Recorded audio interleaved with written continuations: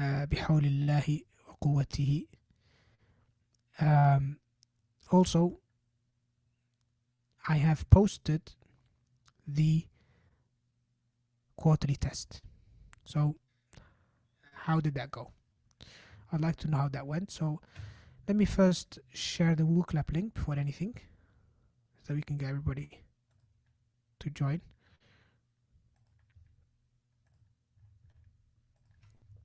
Please join WooClap.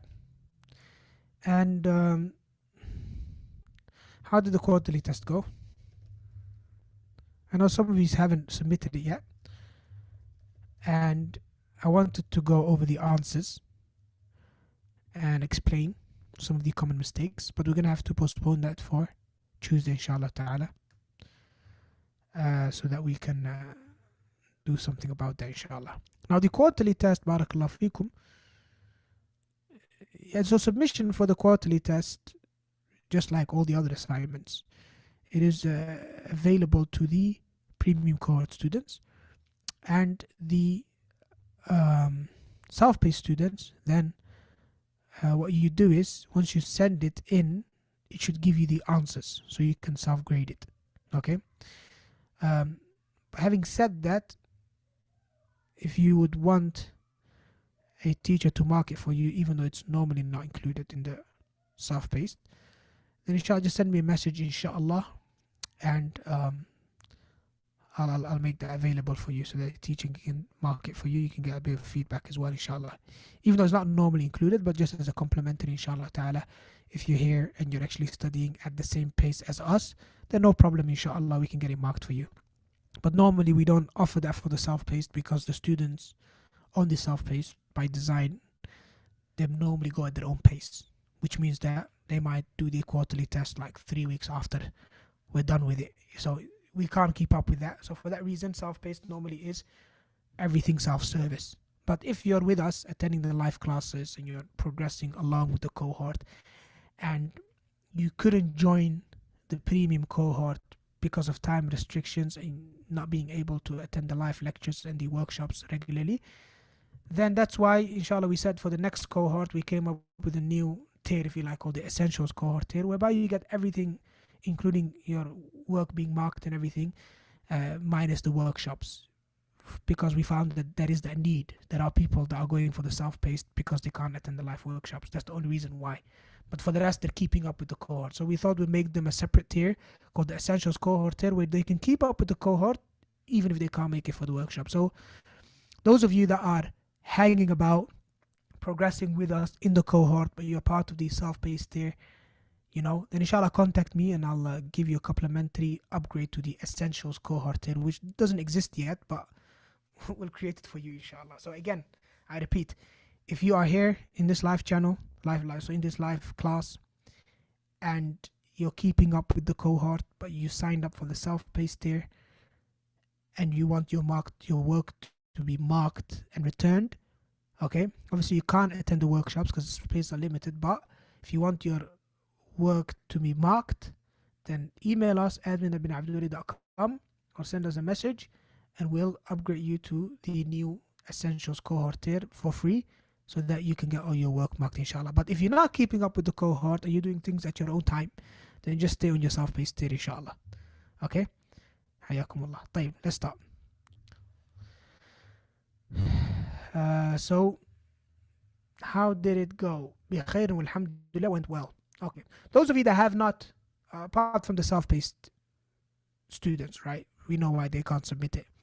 Those of you on the premium cohort that have not submitted the quarterly test yet, what got in between you and submitting it? Did you come across any problems? Let me know, inshallah. Just give me some feedback, inshallah, so that we can deal with it. And inshallah, like I said, on Tuesday we'll go over the actual test and address any common mistakes and the likes. واضح؟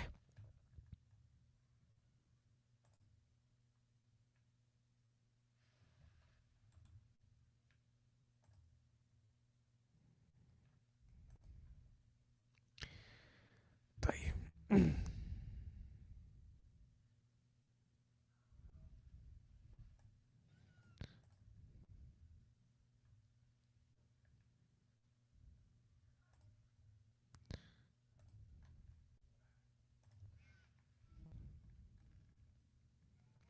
Okay, everybody just give me 1 minute, please.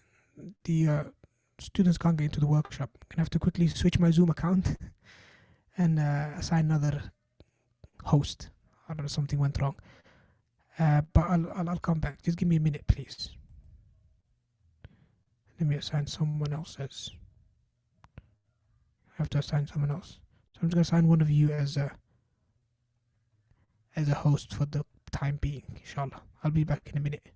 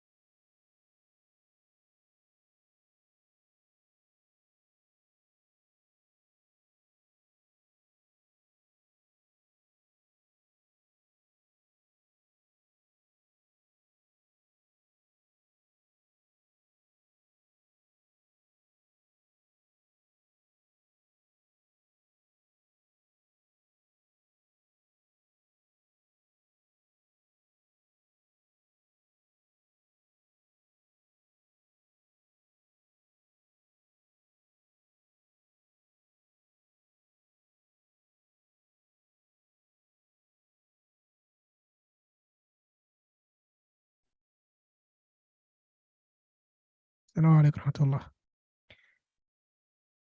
warahmatullah. Yeah, please forgive me.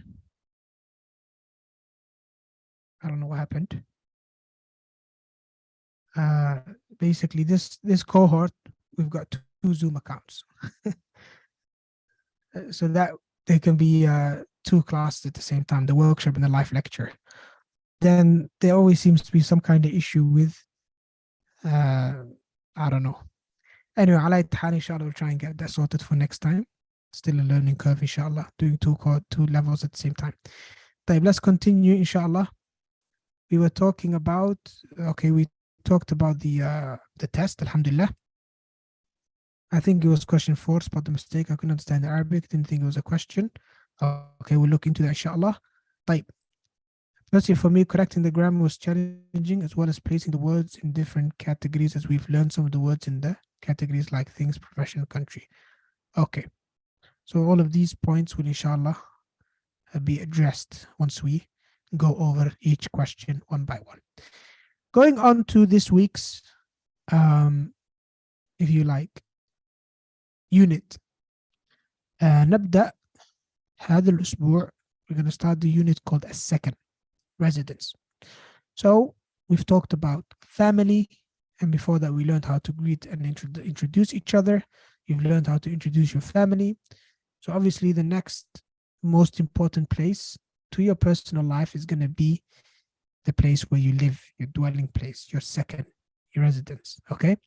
So again, alhamdulillah, I personally find that the way they've chosen the units is very good, because these are the things that you deal with most on a day-to-day basis. So you got greetings, introduction, family, your living place, your daily life, food and drink, salah, studying, work. You know, as you can see, all of these units, mashallah, they've been carefully chosen. So this again is going to be something close to you, inshallah, something you'll be able to practice with your close family members or people that you know.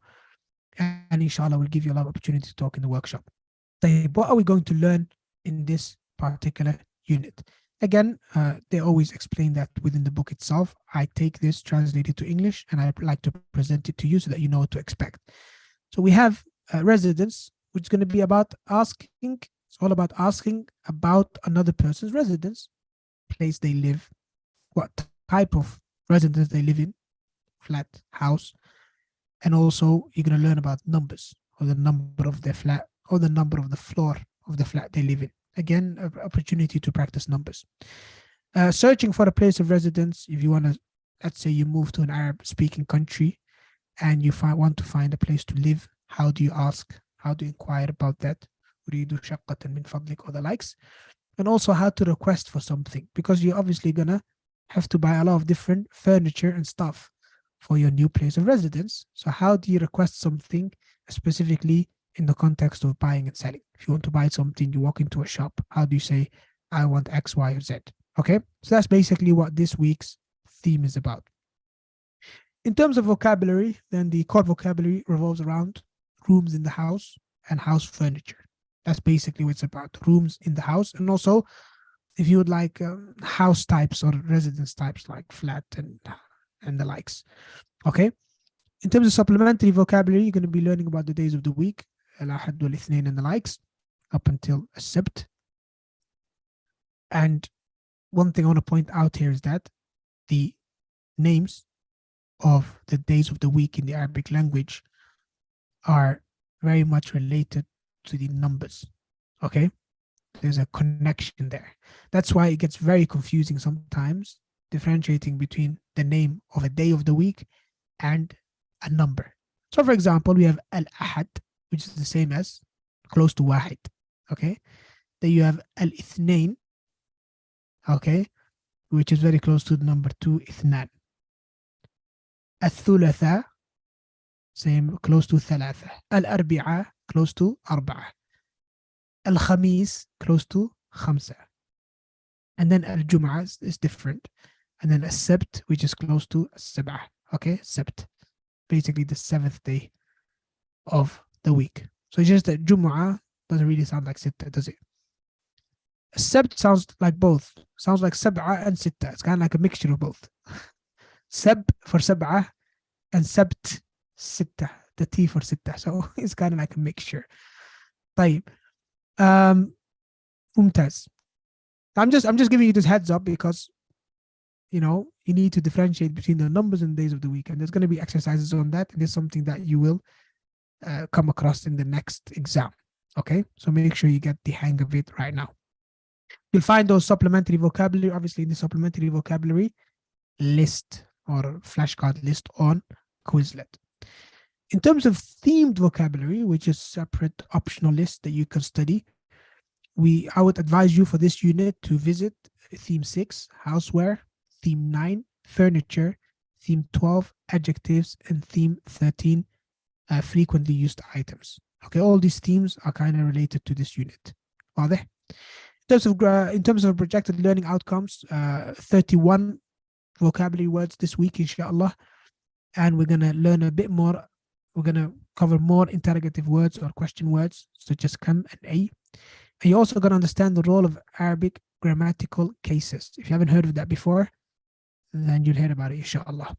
In order to identify a verb's subject and object, again, something we call fa'il and maf'ulun bih. If you don't know that, then inshallah you'll get to know it by the end of the week. Very important concepts. In terms of comprehension, then you'll develop your ability to comprehend written and spoken Arabic in your day-to-day interactions with speakers of the language when talking about your place of residence and the likes. Pronunciation this week is all about two sounds that Western speakers really love to mess up, which is ha and ha. Ha and ha. Okay, ha and ha. Two different sounds, but very difficult for people that don't have the letter or the sound ha in their language. So English, basically, those sounds that you struggle with as an English speaker, yes, they've got one thing in common. Guess what? Let me ask you that question, Abu Club. Let's see if any of you can figure it out. So let's say, as an English speaker, what do all those sounds you struggle with have in common? Okay, let's say as an English speaker who is not a native Arab or doesn't have a mother tongue, yes, other than English. Or maybe they do, but they're not that strong in it. Yes, your native language is English. English is all you know, right? English is all you know, and all the sounds that you know are the sounds of the English language. What do all those sounds you struggle with have in common?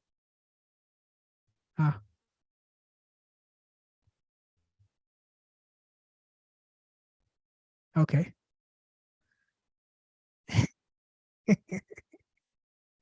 Barakallah feekum.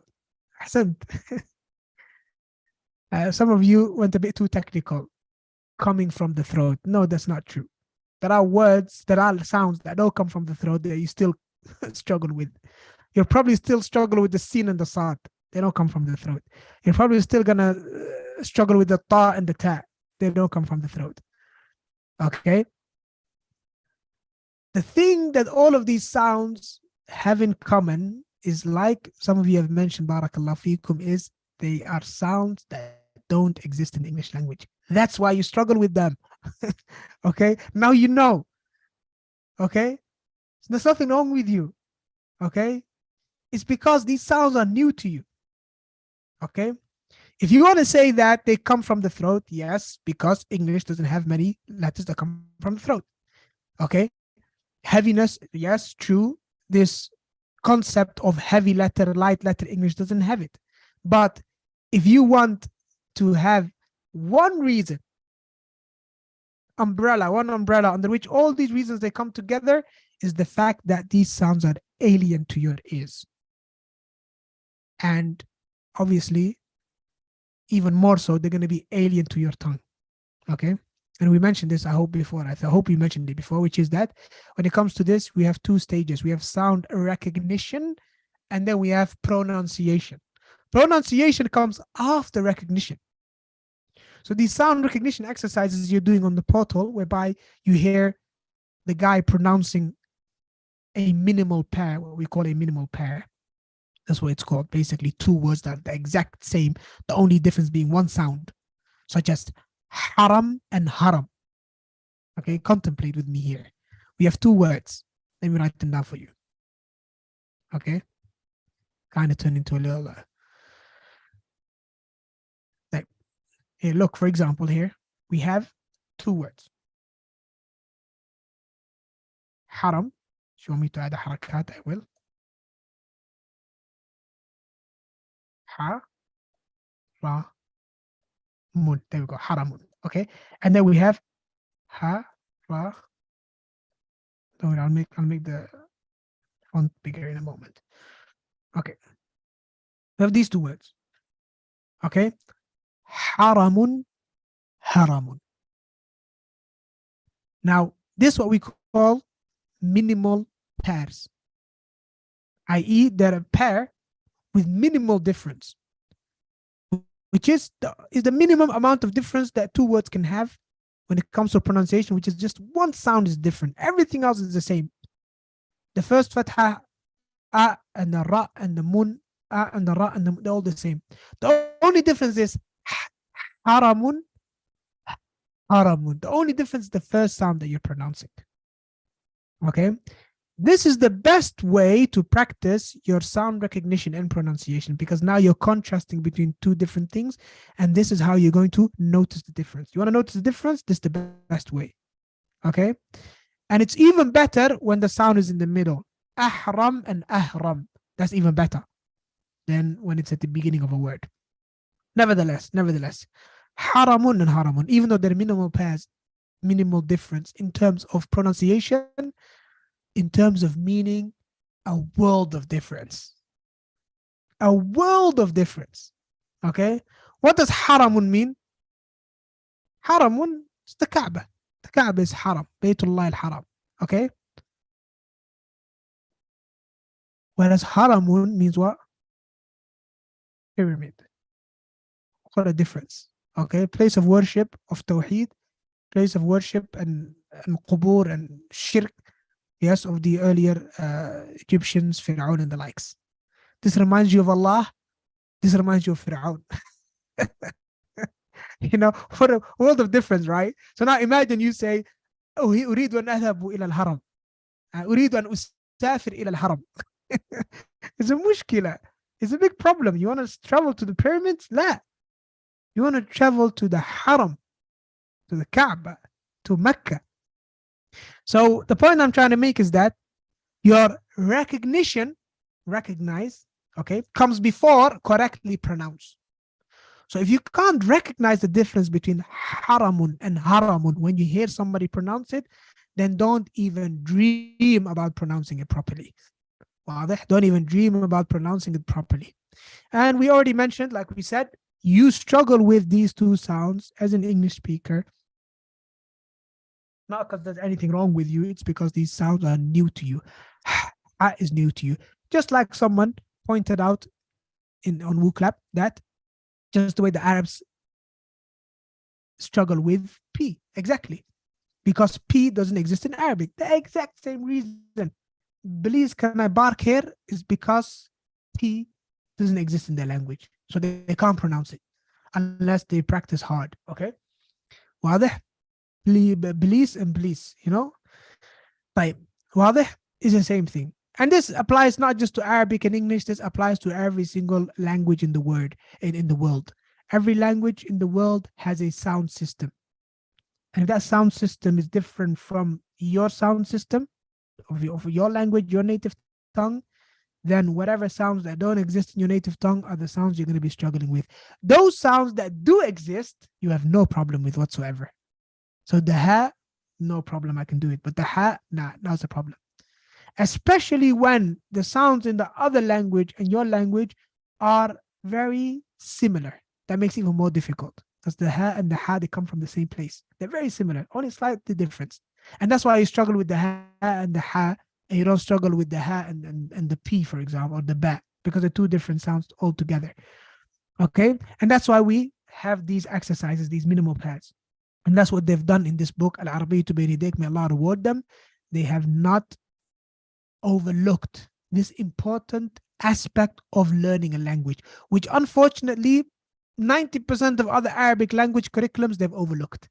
They've overlooked the whole topic of phonology and sounds and pronunciation and how it has an effect on your understanding of the language, which is crazy because a language has three domains: vocabulary, grammar, and sound system. Okay, or what you like, or you could call it orthography and phonology if you like, two different sciences: the writing system and the sound system.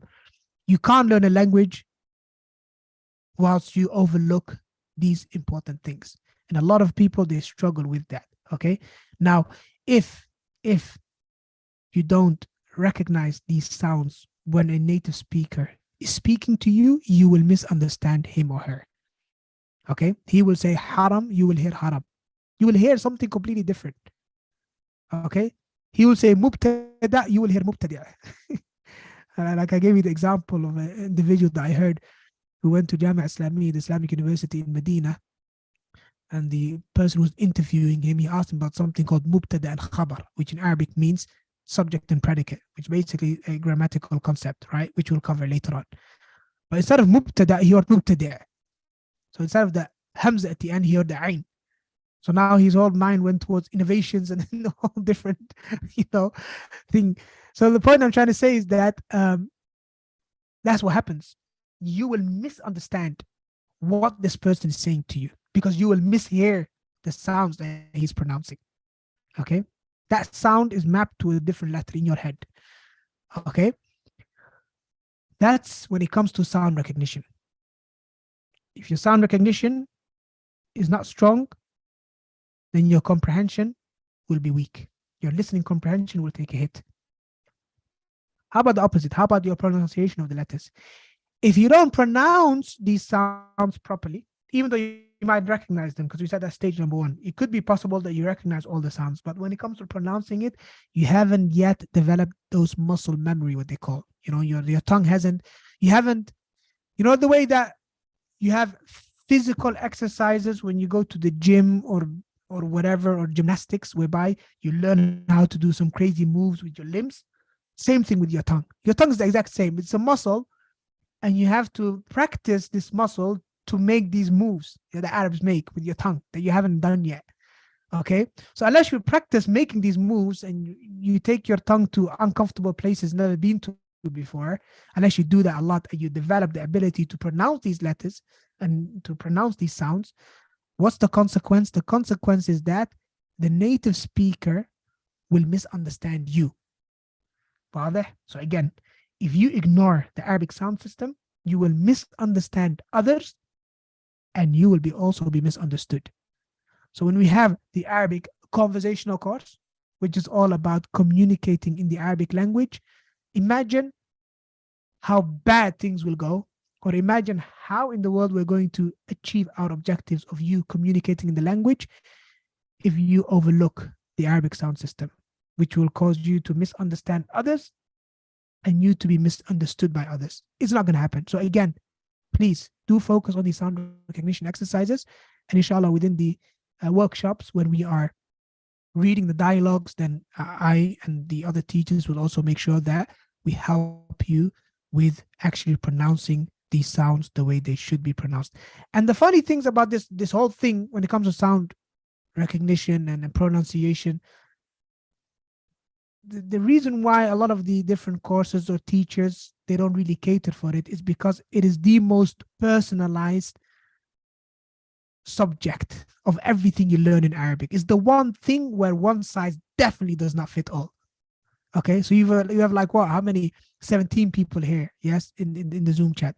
I guarantee you, every single person will recognize a certain number of sounds and struggle with others. And some of you will pronounce certain letters and struggle with others. It's a completely mixture because some of you might know English and you might also have another background language, another native tongue. So the sounds that you're familiar with, that you know, is completely different from another person who's like ethnically Somali and living in the UK. Compare that to someone who's ethnically Pakistani and living in America. So it's a completely different prior knowledge or base that they're building on. And this is going to be different for every single one of you. So this is one of those things that gets overlooked by most teachers and most academies or curriculums, if you like, because it's something that it needs a lot of personalized support. And if you like, you can't scale it. It has to be done on a one by with each student separately. Every student has to have his own opportunity to read and be corrected, which again is something that you can't deliver on YouTube. You can't deliver in a book. You can't deliver on a CD.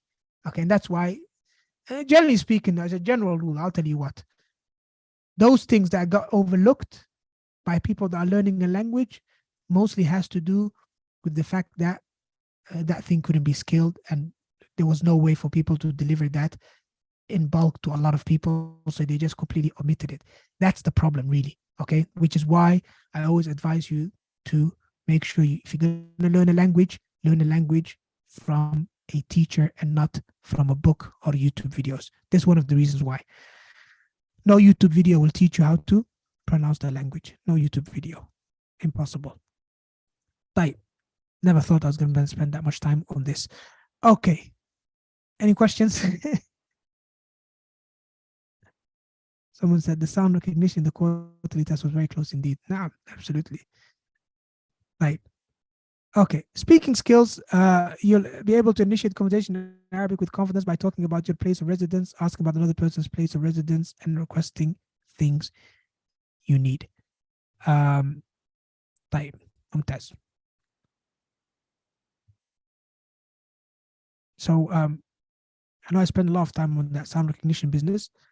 So what are your thoughts on that? It's a struggle. Wallah, it's a struggle to teach on Zoom, not having people in front of you. Because when you're teaching a group of people in a room, you can gauge their interest. You can look at their faces. You can see if they're confused, if they're with you or not.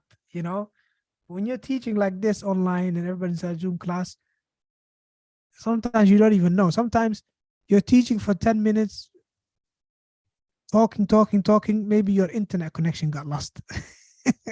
And it's 10 minutes later, you don't even know. So it's crazy. So that's why I like to use WooClap. I like to know, you know, that's the only way I can sort of like engage you and know what's going on in your brain and what you're struggling with. So let me know what your thoughts are on that, inshallah ta'ala. If I've left out something, you understood what I said. I'll clip that out as well, this particular topic. I'll put that on the channel if I get the chance because of its importance. Now, rainfall. It's been raining all over the world these days. Allah Akbar. Like, okay, let's continue. Just write your thoughts, inshallah, and I'll make sure I read it. All right, let's go on to our lecture then. Very first thing we're going to do is we're going to listen to the dialogues and then we'll explain.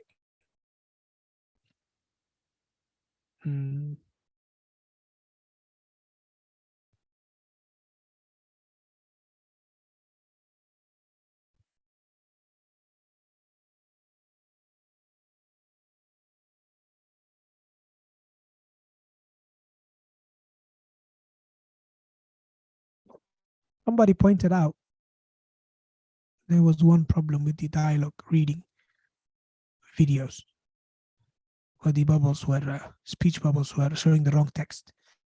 Jazakallah khair for pointing that out. Inshallah, we'll have a look at that. Bismillah. الآن جاء دورك. انظر واستمع وأعد. Okay, so we're here. Bismillah. الوحدة الثالثة. السكن. الحوار الأول. انظر واستمع. السلام عليكم. وعليكم السلام. أين تسكن؟ أسكن في حي المطار. وأين تسكن أنت؟ أسكن في حي الجامعة. هل تسكن في بيت؟ نعم، أسكن في بيت. وهل تسكن في بيت؟ لا، أسكن في شقة. ما رقم شقتك؟ 5. وما رقم بيتك؟ 9. والآن جاء دورك. انظر. Before we explain some of the grammar concepts, let's look at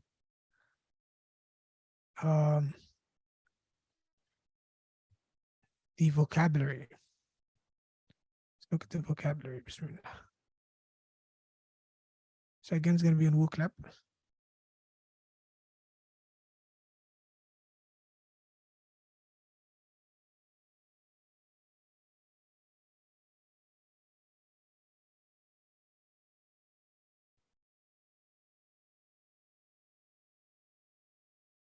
Okay, so here we have the words. I'm going to try and play the audio as well.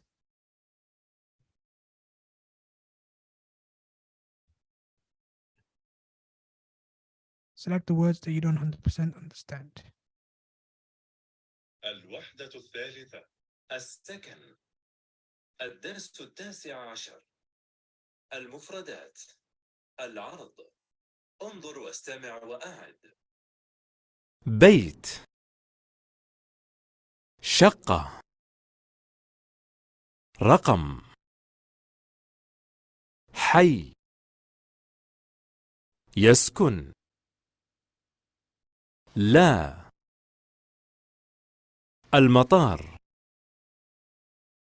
الجامعة. طيب. Like we said last time, just try to point out words that you don't 100% understand, not to click every word or follow along, okay? طيب. بيت شقة seems to be clear. House, flat, رقم number. حي، ما معنى حي؟ حي means neighborhood. حي المطار. المطار airport. Airport. So the airport neighborhood or the neighborhood of the airport. So basically the neighborhood that's probably close to the airport. Okay. حي المطار.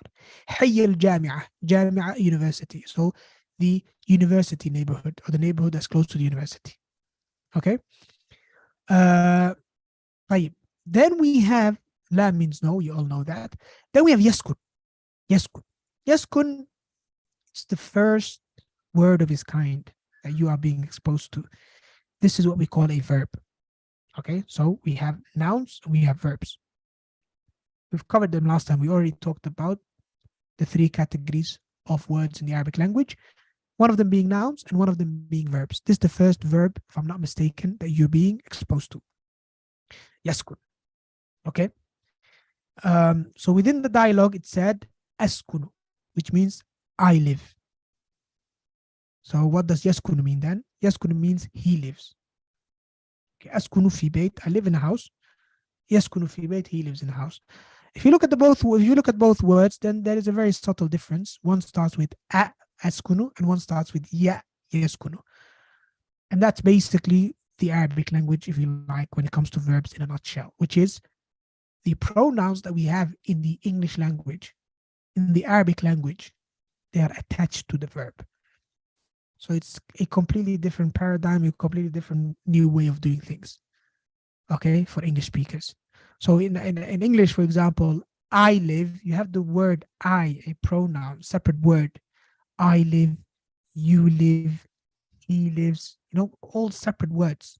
They live, we live, okay? In Arabic, no. In Arabic, the verb itself has something attached to either the beginning or the end, and the whole thing is one word. Okay, so the whole he lives, I live becomes one word. It looks like one word. It's basically the verb with a suffix, something with a prefix, something attached to the beginning, or a suffix, something attached to the end of the verb, that gives you the understanding of who actually did this verb. Okay, so that's a new way of looking at things. And so you have to really keep your eyes open, inshallah ta'ala. But we'll obviously point these things out as we come across them.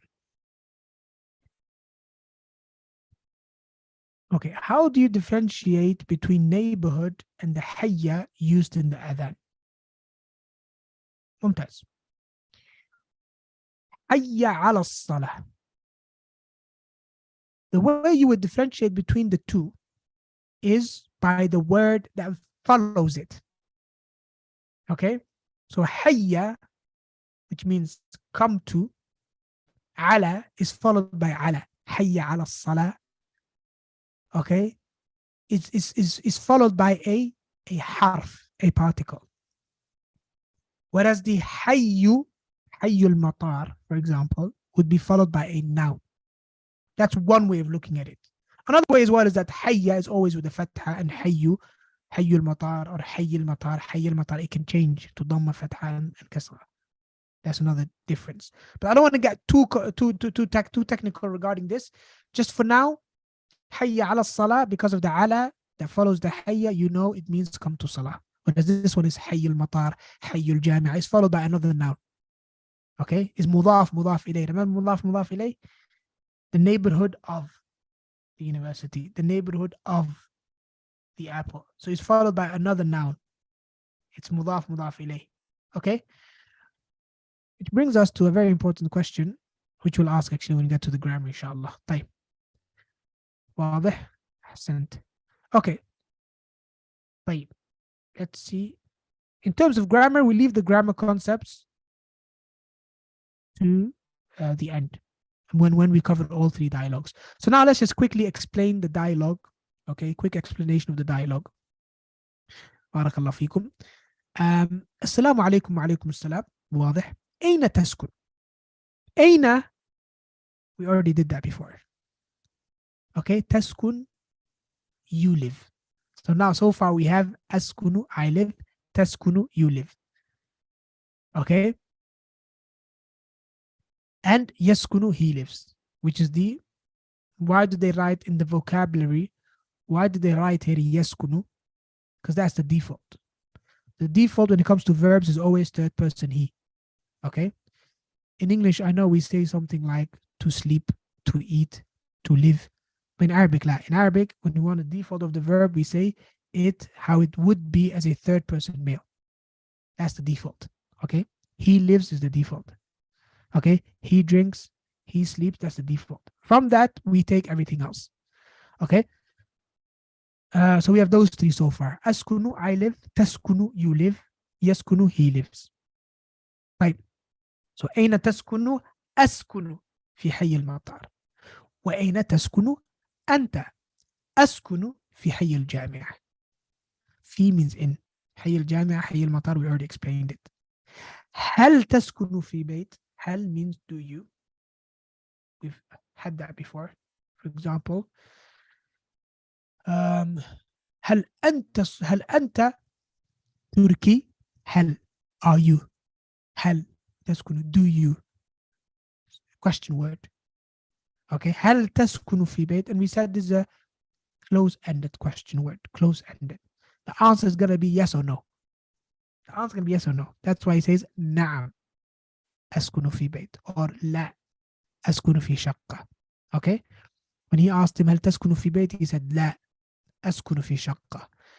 Difference between بيت and شقة. بيت is house, شقة is apartment. Like part of a bigger building. Okay? House, standalone house. Okay? ما رقم شقتك? ما means what? Just like ما اسمك, ما اسمك. رقم شقتك. This is what we call a مضاف مضاف إليه, a series of مضاف مضاف إليه. So رقم شقة is مضاف مضاف إليه. شقتك is also مضاف مضاف إليه. Okay, so what is the number of your flat? Or what's your flat's number? What's your flat's number? Did we explain last week how مضاف مضاف إليه goes in the opposite direction to English? Did we explain that? That, for example, you would say in English, your father, you'll start with the you. Okay, but in Arabic, you would say abuka, you'll start with the father. Father of yours, in other words. Okay, we explained that.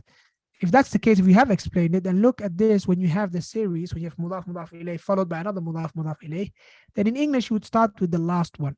So what is your flat's number? What's your flat's number? Opposite, other way around. Okay, or what's the number of your flat? ما رقم بيتك? What's your house's number? 9. واضح؟ يسكن, he lives. What's the feminine version? Let's leave that for next lesson. You don't want to be confused. Let's leave that for next lesson. First, digest what we've done so far. أسكن, تسكن, يسكن. When that sinks in, we'll go on to the feminine, inshallah. Okay? You'll get to know it. Don't worry. You'll come in the next unit. But for now, just stick with that, inshallah. There's a reason why they've left it for the next unit. Okay? طيب. Let's go to the next dialogue. Unless you have any questions, feel free to ask. Barakallah fikum.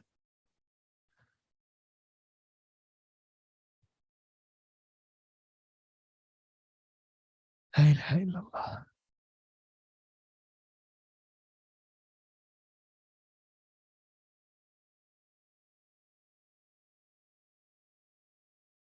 questions ما فيها خلاص. break down the last word again. The last word, which is okay. هذه شقة جميلة. I didn't, maybe I haven't mentioned it. No. Here we are actually. ما رقم بيتك? Okay, let me break it down by writing it down. Unless it's already going to be mentioned in the grammar side.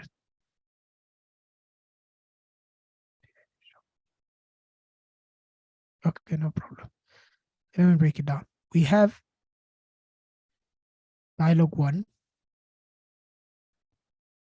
Okay, so ما رقم شقتك? Okay, let me make it bigger. ما رقم شقتك? Okay, so let me then color code it according to different words. So that's one word. That's one word. And that's one word. Okay, first thing you need to do is you need to realize we have 3 different words. Okay. Did I make the same color? No. That needs to be green. Okay. So we have 1, 2, 3 words. صح؟ طيب. ما رقم شقتك? So we have what's,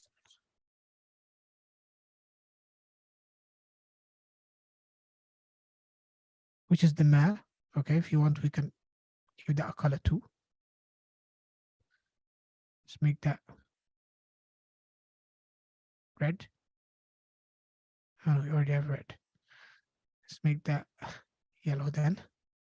Oh no.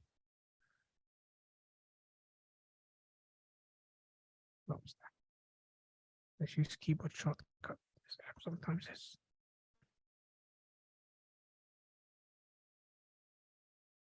Okay, there we go. Let's make that yellow. Okay, so what's this is yellow. Okay. Your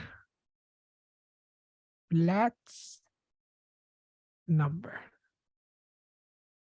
واضح? So this is green. This is purple. This is red. واضح?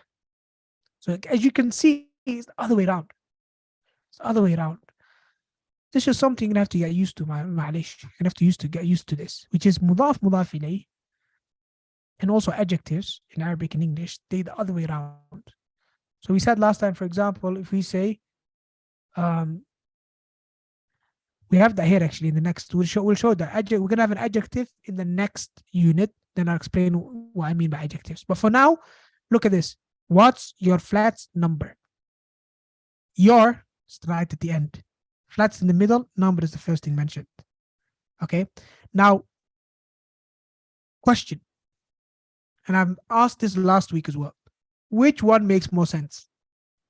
This word order or this word order? This sentence structure or this sentence structure? Which one makes more sense? And why? I've asked that last time. I'm going to ask again. Okay, so let me ask again. Which one makes more sense and why? Imagine you don't speak English or Arabic, right? But both of them were put across to you. And let's say your language has completely something different. Which one would make more sense to you and why? We use our rational thought. Which one makes more sense in terms of the order of words? I know it's a change in the way you think and it needs a bit of getting used to, but understanding why or the reason why Arabic is the way it is, inshallah, I suppose will help you a lot with remembering it. The Arabic one, because it's talking about the number. Ahsant. The one in Arabic makes more sense as the word we are asking about comes first. Na'am. The Arabic because we are talking about the number. Yes. So that's the point basically. So the answer to this question, barakallahu fikum, what's your numbers? What's your flat's number? it's going to be, let's say, 5. So the thing we're actually asking about in English came last. How does that make sense? The thing you're asking about should come first. And then everything else that follows should further define what you're asking about. Okay? Also, this shows you, like we said last time, the purpose of mudaf ilayh. Mudaf ilayh, like we explained last time, it's not necessarily about possession, about owning something. Mudaf ilayh is more about defining something, making something more specific so that I know exactly what you're talking about. Okay? Let me demonstrate. We have raqam. Let's take this, right? Let's say ma raqmu. If this was all we had, yes, someone just said to you ma raqmu, what would your answer be? What is the number? Or what is the number? What would your answer be? The answer would be like, what were you talking about? What number? Okay. What if then the person said, okay, let me be a bit more precise, okay, by saying maraq mushaqqa. Okay. Now he basically is saying to you, okay, let me be a bit more precise if you don't know what I'm talking about. Maraq mushaqqa. And obviously when the taj at the end is going to look like this, by the way. Okay. He says to you maraq mushaqqa. Does that ring a bell then? Maraq mushaqqa. He's still good. It's still not specific enough for you to answer that question. Unless you are talking about a flat before and you mutually know what flat you're talking about. Just like that, it wouldn't make sense. What's the number of the flat? Okay. You still don't know which flat. Whose flat are you talking about? Then we have the kaf at the end, which then further defines to absolutely leave nothing. There's nothing left to your imagination now. There's nothing left for you to guess. You know exactly what number you're asking about. You know exactly what number that person is asking about. He's asking about your flat number. Okay? He's not asking about the flat number of your neighbor. He's not asking about your phone number. Okay? He's asking about the number of the flat that belongs to you.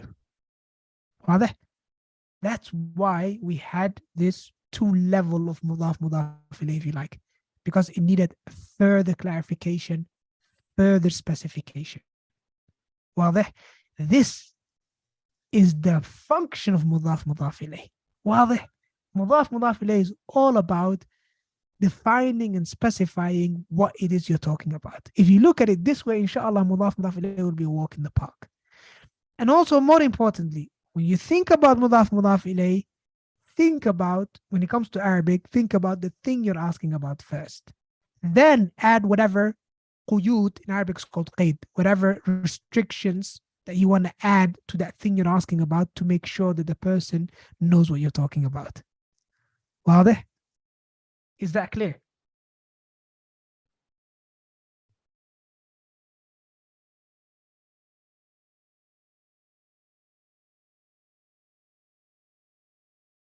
Right. Alhamdulillah. So in English, it should be, what number is your flat? No. What number is your flat? Well, it has the same meaning, but the sentence structure is different. I don't want to get too technical, but the sentence structure is different when you say what number is your flat. Okay? But it is the same meaning. By all means, what's your flat's number? What number is your flat? It's the same meaning. So yes, no problem. ما في مشكلة. If you translated maraq mushaqqatik as what number is your flat, it will be a correct and accurate translation. Now, okay? Okay. So yeah, someone asked me to break down the last word. I hope I've done it justice. I'm sure I've probably done it more than justice. But khair, inshallah. Let's continue with the next dialogue. حياك الله. طيب. واستمع وأعد. We've already listened to this one. السلام عليكم. Bismillah. This is the second dialogue. I hope it's not the الوحدة one that is messed up. Let's find الثالثة. out. السكن. الحوار الثاني. Sound on this one is a bit انظر new anyway. واستمع. السلام عليكم. وعليكم السلام. أريد شقة من فضلك. لدينا شقة جميلة. كم غرفة في الشقة؟ في الشقة 5 غرف. في أي دور الشقة؟ الشقة في الدور الخامس. أريد مشاهدة الشقة. تفضل، ادخل. هذه هي الشقة. هذه شقة جميلة. والآن جاء دورك. Yep, انظر ممتاز. All right, let's go to let's sort out these vocabulary first. Bismillah. There we go. Which words do you understand or don't you understand? And let's play the audio as well.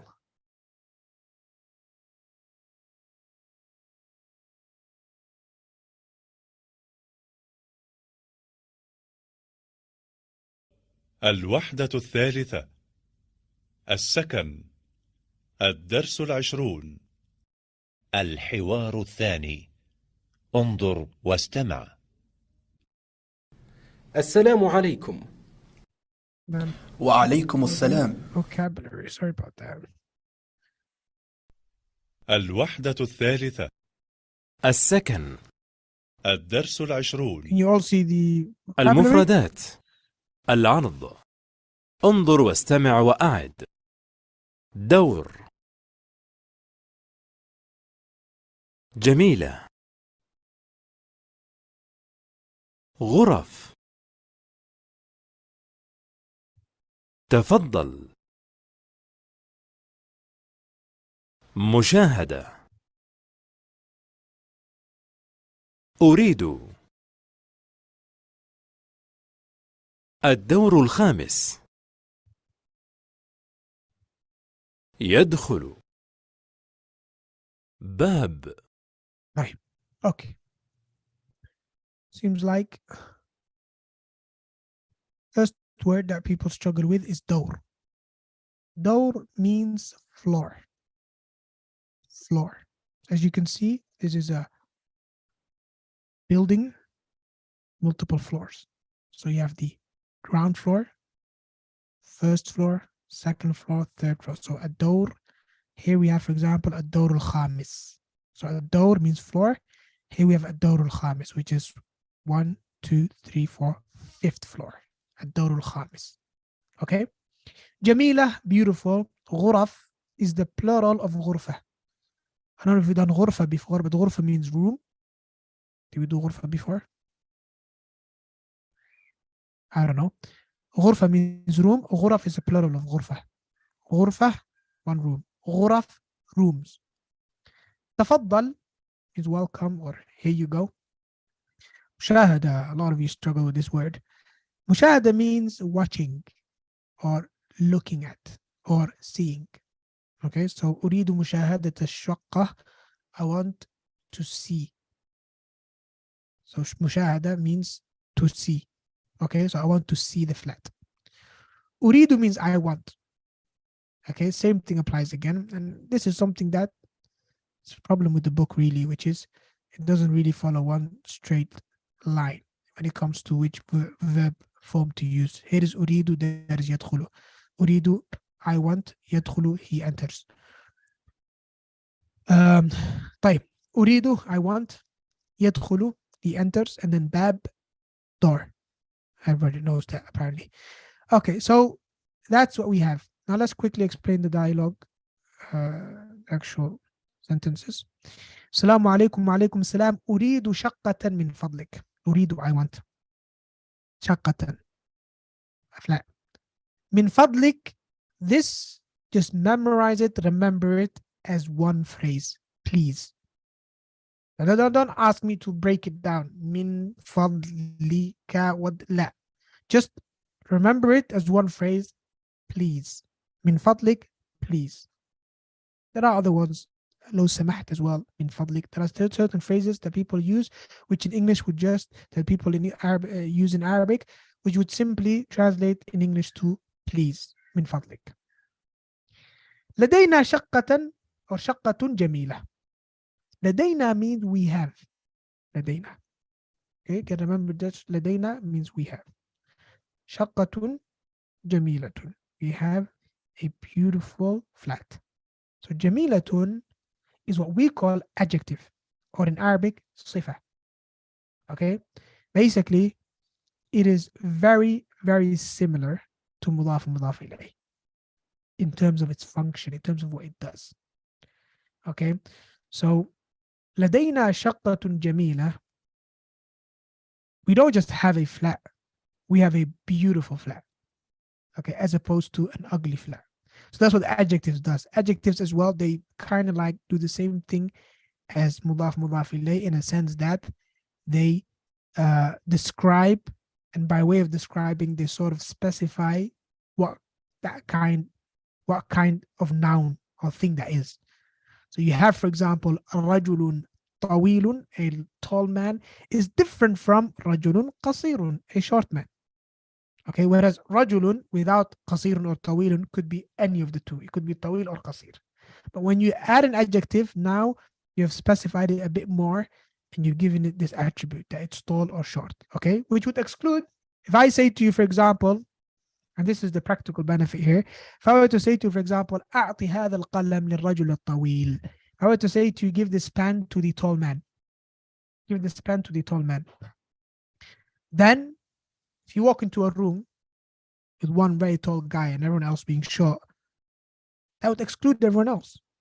You would only be able to give that prize or that pen to just that tall man, right? As opposed to if I said to you, أعطي هذا القلم لرجل, give it to a man, and then you walk into a room, it's got 20 men, you don't know who to give it to. You can't give the gift because now I haven't given you a clear enough instruction, right? So that's what adjectives do as well. And the same thing applies to adjectives, as we said, applies to mudaf mudaf ilayh when it comes to contrasting between them in Arabic and in English language, which is that the same problem, which is in English, the adjective comes before the actual noun. So let's write it down. لدينا. And we'll talk about adjectives another time in more detail, but just for the sake of mentioning this, since it is in line with what we talked about when it comes to mudaf ilayh, I thought I'll just show you this as well. لدينا شقة. So شقة, let's say it's red, and let's say جميلة is purple, right? لدينا شقة جميلة. So that would translate to we have a, obviously this is all right, anyway, we have a beautiful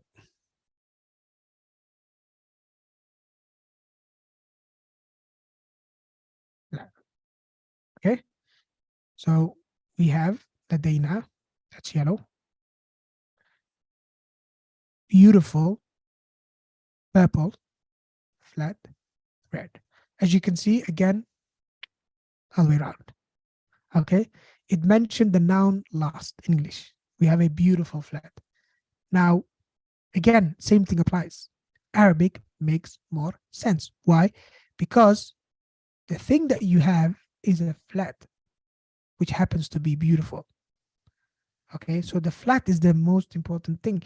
And you can sometimes add multiple adjectives. You can say we have a beautiful new flat. Okay, so whatever adjectives you're going to add, all of them will come before the noun, and the noun will be the last thing mentioned. Okay, whereas in Arabic, لا. The thing you're actually talking about, mention that first. لدينا شقة, and then give it as many adjectives as you like. جميلة, واسعة, رخيصة, جديدة. Say whatever you like, but make sure you mention شقة first. Okay, so again, the same thing applies here to the adjectives as applies to the مضاف مضاف إليه. Again, like I said, a completely new way of speaking, which might be a bit challenging initially, but like I said, you'll easily and quickly get used to it بإذن الله الكريم, so don't lose hope. لدينا شقة جميلة. كم غرفة في الشقة? Again, there's a lot to be said about كم. We'll talk about that when we get to grammar side of things. But كم means how much or how many. Okay, it's a question word to ask about quantity. How many? غرفة. How many rooms في الشقة? Now, غرفة is singular, it's not plural. Whereas in Arabic, in English, we say rooms, but that's topic for later. So how many rooms في الشقة are there in the flat? في الشقة 5 غرف. In the flat there are, or we have, 5 غرف. 5 rooms. 5 غرف. Easy. 5 rooms. في أي دور الشقة? دور means level. Okay, so في أي دور, in which level الشقة is the flat. In which level is the flat. Okay, which again, like I said, the Arabic and English word order is a bit different. In English, you wouldn't say in which level is the flat. You'd say which level is the flat in, but still the same thing. Just the structure is different. الشقة في الدور الخامس. So the flat is in the 5th floor. في الدور الخامس. And there's a difference between خمس and خامس. Let's talk about that. A major difference. خمس and خامس. أريد مشاهدة الشقة. I want to see the flat. تفضل ادخل. تفضل means go ahead. Welcome. Okay. ادخل. Enter. هذه هي الشقة. So دخل يدخل means to enter a place. هذه هي الشقة. This is the flat. هذه شقة جميلة. The guy agrees. This is a beautiful flat. Now this is مستأجر. He's renting it out. ومؤجر. This guy is renting it. And مؤجر is the person who's renting it out. So if you like, landlord and tenant. Okay. Okay. ممتاز. If you have any questions, feel free to type it, inshallah. Let's go to the third and final dialogue.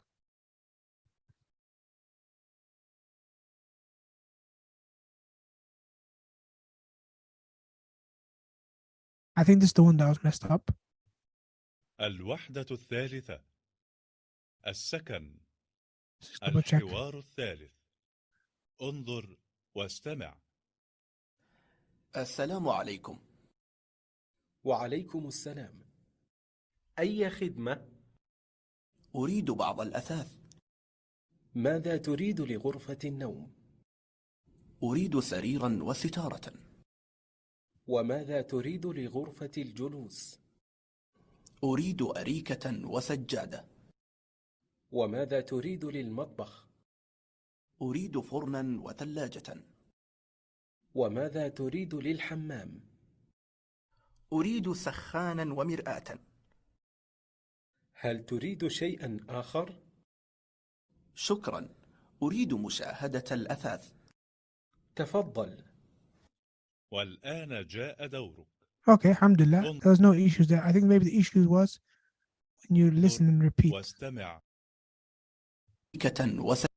Someone mentioned there was an issue with the speech bubbles. I don't know which. Maybe it's on dialogue 2 or dialogue 1. Alhamdulillah. We'll get that fixed, inshallah. طيب. Let's check the your understanding of the vocabulary once again. Bismillah. Here we go. And let's listen to the pronunciation of these words. Bismillah. الدرس 21. المفردات. العرض. انظر واستمع وأعد. مطبخ. غرفة نوم. غرفة جلوس. أثاث ستارة أريكة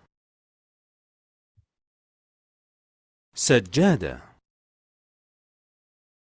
سرير ثلاجة سخان فرن مرآة البائع المشتري. طيب. Okay, ممتاز. So we have a lot of objects here. Furniture and the like. So these sort of things, they're just very easy. They're easier to remember than verbs because there's not much conjugation. It's just مطبخ is مطبخ, غرفة نوم is غرفة نوم. And also they're very abstract. No, they're very concrete. Okay, there's things that you can touch or feel. So generally speaking, as a general rule, those vocabulary words that are concrete are much easier to remember than those vocabulary words that are abstract, meanings, things that you can't touch. Okay, such as feelings or verbs or these sort of things. They're much more difficult to remember. And they're much more difficult also to practice because you can't really express them as an image most of the time. Okay, so for example, here you have al-mushtari and al-bai', which are two very difficult to very difficult to remember, very difficult to express as an image. Bai' means seller and mushtari mean buyer. Okay, so these are adjectives. They're not really different people. They're still two guys, right? But comparing that to things like thallaja, sarir, sajjada, arika, these things are easy to remember. Sitara, sakhan, furn, mir'ah, athath, all these things are easy to remember. Athath means furniture, for those of you that don't know. Sitara means curtain. And as you can see, most of the other things you understand. These two obviously you struggled with because again, the images are not that clear. But al-bai' means seller and al-mushtari means buyer. Seller and buyer. Type. Let's quickly explain the dialogue and then we're going to break up for the workshop and we'll leave the actual more detailed grammar explanation for Monday inshallah. طيب السلام عليكم وعليكم السلام أي خدمة. أي خدمة basically means how can I help? Basically, when you go to a shop and the person behind the counter says, how can I help? What can I do for you? How can I help? All right. أي خدمة means what service can I do for you basically. So just remember it like that. خدمة means service. أي خدمة what service. That's literal translation. أريد بعض الأثاث. أريد I want. بعض means some. Okay. I want some furniture. Okay. So بعض is a new word. It means some furniture. بعض الأثاث. ماذا تريد لغرفة النوم? What do you want for غرفة النوم? نوم means sleep. غرفة means room. So you know what غرفة النوم means, right? Bedroom. The room where you sleep. أريد سريرا وستارة. So he asked him, what do you want for the bedroom? He said, I want a sarir, a bed, makes sense, وستارة and a curtain. وماذا تريد لغرفة الجلوس? And what do you want for the, again, جلوس means sitting, غرفة means room. So the room where you sit, i.e. living room. أريد أريكة وسجادة. I want a sofa and a carpet. سجادة means carpet. Carpet or if you like a rug. Okay. وماذا تريد للمطبخ? مطبخ طبخ يطبخ in Arabic means to cook. مطبخ is the place where you cook, i.e. kitchen. Okay, so look at how the Arabic language, subhanallah, it's kind of like it doesn't have just random words for different objects.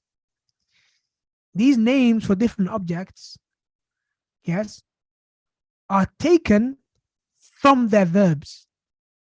That's why in the Arabic language, there's a very strong connection between the verbs and the nouns. واضح? So for example, masjid. In English is mosque, right? But in Arabic is masjid, which gives you the meaning of sajada, to do sujood, i.e. the place where you do sujood. See? Sajjada itself that we see here, sajjada, also has the feeling of sin, jim, and dal, sajjada, sujud, sajjada. Why? Because it's a rug, normally prayer mat, the place you do sujud on. So that's why the picture, you saw that rug, it looks like a prayer mat.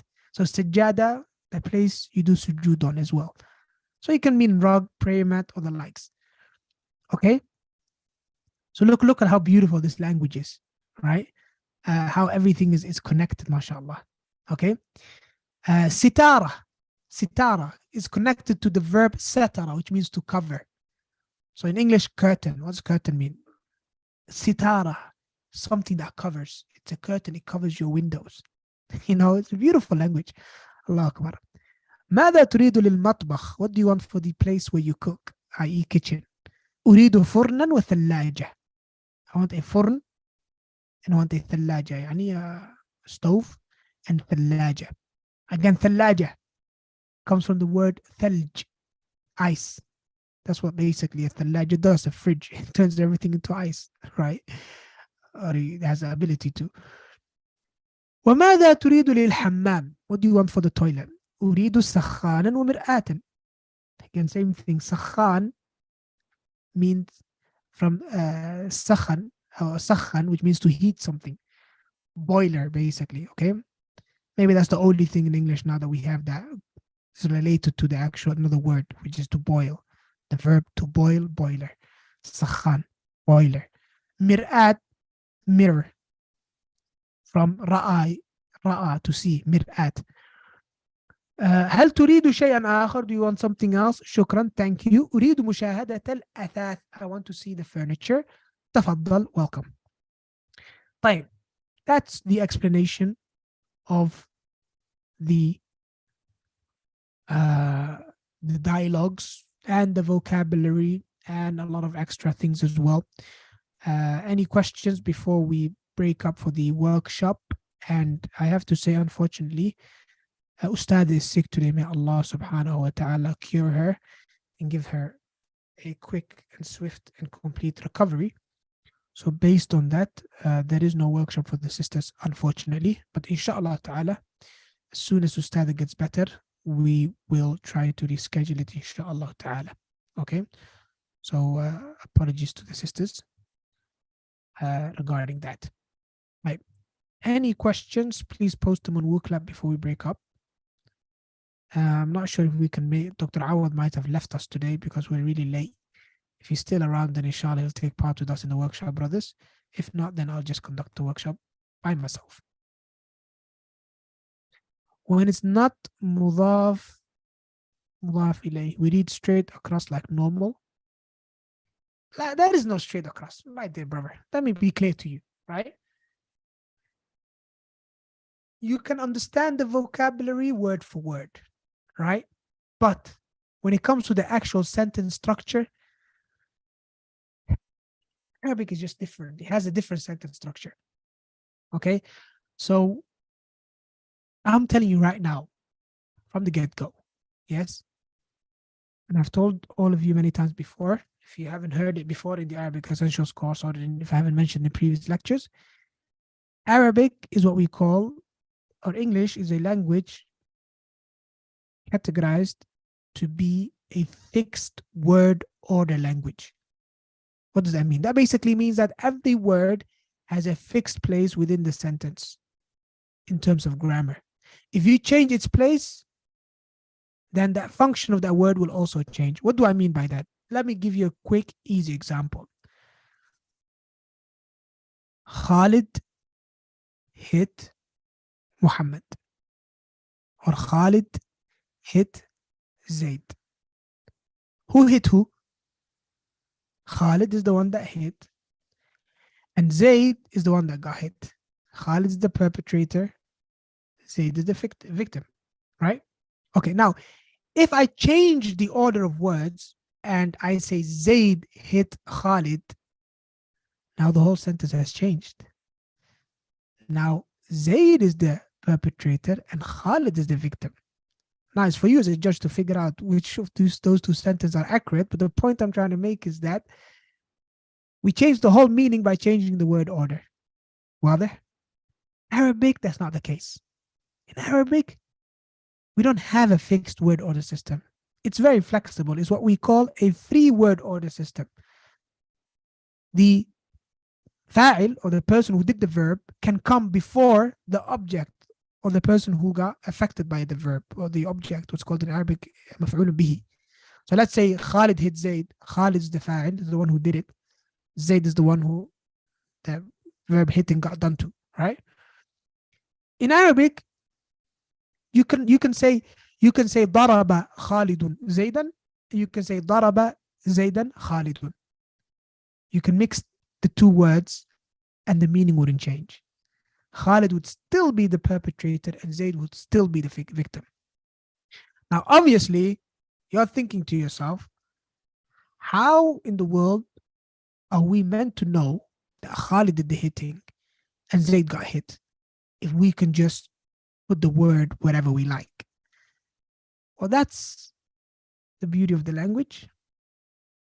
That's something that I will teach you, inshallah. And that's, if you like, what Arabic grammar is all about. And to give you a sneak peek, it's all about the fatha, kasra, or dhamma at the end of the word. Okay? And that's what we call i'rab. And that's what Arabic grammar is all about. Okay? That's what Arabic grammar is all about. Knowing about these fathas and these kasras and these dhammas at the end of the word. If you thought they were just there for fun, they're not. They play a major role in the language and the way you say it and the way you understand it. Okay? But that's again a topic for another day. So again, answer your question. When it's not mudaf ilayh, do we read straight across like normal? As in, can we just translate it word for word and the structure will just fall in place? Answer to that is no. Answer to that is a categorical no. Only way you'll understand an Arabic sentence is by having two things: knowing the meaning of each word, the vocabulary, and knowing what grammatical function each word plays. As in, so that you can figure out where to put it in your fixed English understanding, if you like. Hopefully you understand that Arabic in Arabic, but at this stage, while you are understanding the language through English, then it's all about figuring out. When I say to you, for example, ضرب خالد زيدا, it's all about you figuring out who the perpetrator is, who the victim is, and then putting the word where it belongs in English. So put the perpetrator first, then get the verb, and then put the victim. Okay? Depending on what you figured out through Arabic grammar. Okay? That's the only way. That's the only way. But if you think that you can somehow translate English word for word and then get Arabic, the Arabic sentence, or if you can take an Arabic sentence, translate it word for word, and then somehow the structure will fall in place and it will make sense, I'm sorry, that's not the case. حياكم الله. طيب. Let me see if there's any questions on WooClub. No questions on WooClub. That means خلاص. Barakallah fikum. That means good for me to go. All right, inshallah. I'll see you in the workshop, the brothers and the sisters, inshallah ta'ala. I'll keep you updated on the Telegram group, inshallah, regarding Ustada and her recovery, inshallah. May Allah cure her. Please make dua for her. Assalamu alaikum wa rahmatullahi wa barakatuh.